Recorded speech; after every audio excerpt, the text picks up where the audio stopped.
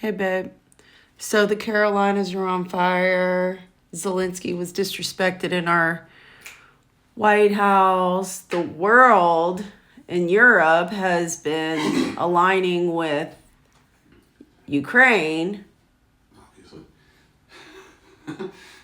Okay, well, we've been gone for a couple days.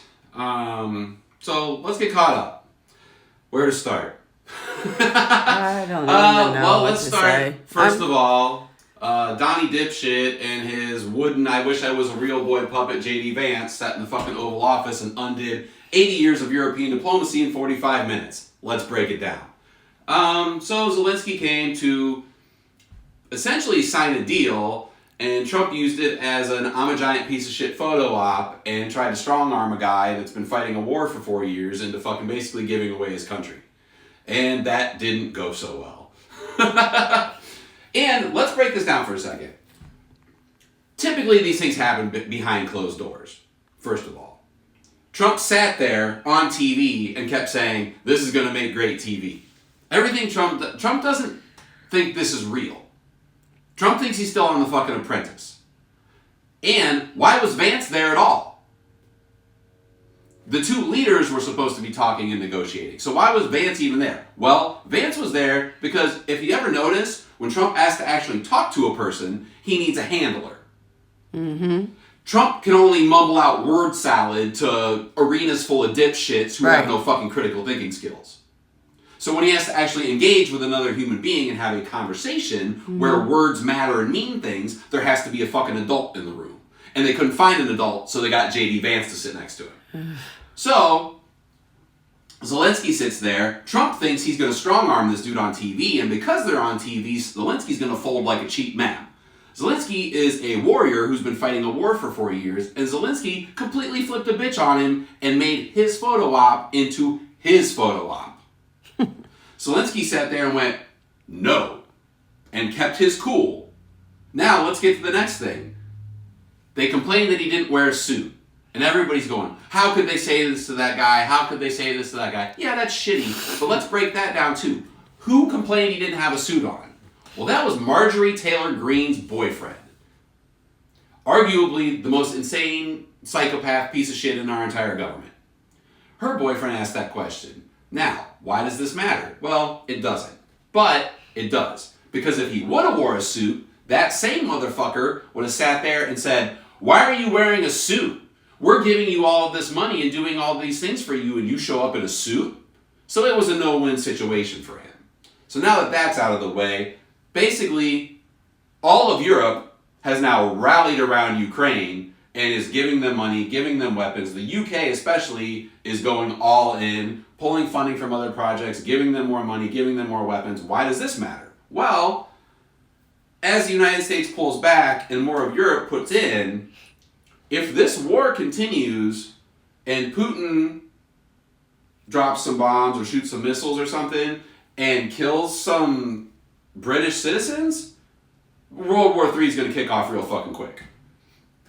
So, that meeting was an absolute disaster for America. We look like complete fucking idiots. Trump is a moron. Zelensky came out on top. Zelensky said he's still willing to do the deal, but obviously the actual partnership's not going to ever be what it was, and all of Europe is basically pulled back from us, and we're basically a rogue nation right now that none of our allies trust.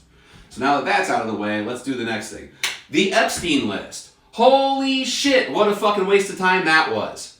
These motherfuckers have been dragging this list around now for years and years and years and years and years and years and years, and they released it, and it was all redacted, and there was no names on it that anybody already didn't know. And here's another thing. We need to get this out of our minds. Are there child predators out there? Yes. Are there bad people in the world that do bad things? Yes. Was Jeffrey Epstein arguably one of the giant, biggest pieces of shit to ever walk the face of the earth? You bet your ass he was. But guess what? If you can't prove it, and you can't do anything to these people, quit wasting our tax dollars on it. Quit dragging this list around. Quit dragging this shit out for this dog and pony show that means absolutely fucking nothing. Trump's on the list. Trump's a piece of shit. Clinton's on the list. Might be a piece of shit too. Guess what? I've hung out with people in my life who have done awful things. Just because you're around somebody that does terrible shit doesn't mean you were doing it too. Doesn't mean you weren't, but it doesn't mean you were. extraordinary claims require extraordinary proof. So if you're not going to go after these people and you're not going to charge them with anything and you can't make it stick, stop wasting my money and my time. Mm-hmm. Let's see, what else happened? Oh, these fires. Well, climate change. Plain and simple. The wind's blowing, it's dry, that sucks, here we are. So, the real problem is, what are we going to do about it now? Because Trump wants to get rid of FEMA, Trump wants to make everything a state problem, and I'm not positive on this, but I'm pretty sure that North and South Carolina both voted Republican. Yeah. So, ya might be in the fucking find out stage of fuck around and find out. So, let's see. Anything else important happened over the last few days? Probably, but it's hard to keep up. So, basically, we're the laughingstock of the world. Ukraine's getting what they need from other people. We tried to strong arm arguably one of the greatest leaders of our generation into signing a deal that wasn't really good for him so that Elmo could get parts for his batteries. That didn't go so well. Epstein list, giant nothing burger, again. Fires, yeah, we're going to have more of those. That kind of shit's going to be kind of the norm as climate change progresses and science deniers continue to be science deniers. And why can't we arrest these guys for treason? Because they're not breaking the law. Not breaking the law. Trump's not breaking any laws. We built our governmental system on this idea of, yeah, we might all have different ideas and routes to get where we're going, but we're all going the same way. We all have the same end game in mind, whether you're a Republican or a Democrat or whatever. And no one ever put systems in place for a guy like Trump. No one ever put the systems in place to get rid of a guy that's completely gone rogue and wants to do whatever he wants. So we had this kind of honor system where everybody was just kind of going along to get along. And now you have a guy in there that is playing fast and loose and basically doing whatever he wants and trying to throw shit at the walls and see what sticks. And he's really, you could make a case that he's breaking some laws, but he's not hard and fast breaking any laws. So this notion that you could arrest him or do this or do that, not really. The only thing you really have on him is to impeach him, and you don't have the numbers to do that. Nor probably will you.